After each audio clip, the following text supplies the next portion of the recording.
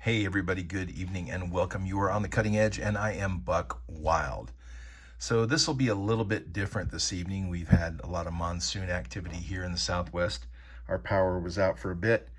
And since the lights are back on, I thought I would do a contrast and comparison on these, the Glock knife, the K-bar dog head, and the Spyderco throwing knife. So if you've seen some of my other videos, then you'll know that I like throwing tomahawks. I like throwing knives. I've purchased a set of the large Spyderco throwers. I also had a set of the small ones, well, medium ones, but they really were just too small. There's 3 to a package. They come with this nice leather sheath, and despite the fact that it's 8CR13 MOV and made in China, these things are just a blast. And they really, if you just keep them clean and keep the edges sharpened, they're just a lot of fun, and they hold up really well. The set of 3 of them was on Amazon now. They're about 95 bucks. I don't remember if that's what I paid for them, but I'm sure I didn't pay more than that when I did buy them. But these things are extremely durable, and if you like throwing knives, if you want to get into that, every bit worth the money. So actually, this was what I started off with. I started off with the Glock field knife, and the plain I guess the plain Glock field knife without the sawback does not seem to be available any longer, but that's okay. I mean, it's not the worst sawback knife that I've ever had, not the best, but in addition to the 1095 high carbon blade, you apparently can also use this as a bottle opener. I haven't tried that yet, but I will. And then this butt cap here will come off, and you can, I believe the tang only goes to about here. So you could put some matches or whatever you want to put in there. But I bought these specifically for throwing. And right now you can pick these up on Amazon for like 40 bucks a pop. I don't think I paid any more than that.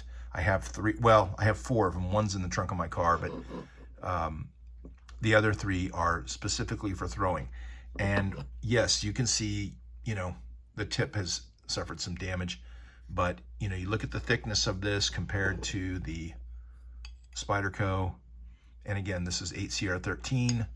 This is 1095, I believe. And it's not full tang, right? It's like a rat tang or something. It only goes to there. Never had any problems with this. No bending, nothing, okay? 40 something bucks max. So then I'm ex-Army, and so, if you're a military guy, at some point you're probably gonna own a K-bar. This is the dog's head K-bar. I like this pommel, and I'm a big dog lover, so the dog's head K-bar was kind of a no-brainer for me. 1095 Crovan steel, I think, and I've used it for other things like hacking and whatnot, and I've not had any problems with it.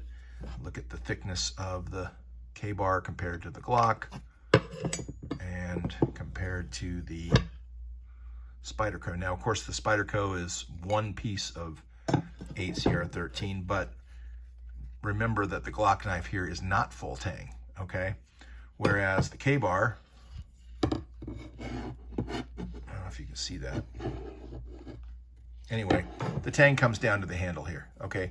It comes all the way through. It's probably more than 1/4 of an inch, not much more than 1/4 of an inch in width, but it comes all the way down. And again, USA made, right? So I took this baby out for the first time and decided I was gonna throw it a few times. And I've bent it back as much as is possible, but you might be able to see a slight, the cant is just slightly off with that blade. So my issue and the real reason for making this video is I contacted K-bar, and explained it to him and said, you know, this really had been sort of a safe queen. I hadn't really abused it much. Decided to take it out for some hacking and it bent. And they were like, oh, too bad. Warranty doesn't cover that. But it's okay because you can bend it back into shape. That's what they do. Well, this is like 94, 95 bucks. Okay. And granted, it's very comfortable in the hand. The edge retention on it is nice. I love the knife. But when I can spend less than half of that for a Glock field knife that doesn't bend, I can beat the crap out of this thing. And I can assure you, if I show you the other ones that I have thrown, I've thrown these things for hours and not one of them has bent, not one. And then of course, you know, whatever else you want to say about 8CR13 MOV, these things are indestructible. Okay, so we're getting a little long-winded here. I guess my point is, if you want a field knife for field tasks and things like that, great. Spend just shy of $100 and get a K-bar. Made in America, 1095 Crovan. If you want a knife that you can beat the crap out of and not have it bend, $40-something for the Glock field knife, okay?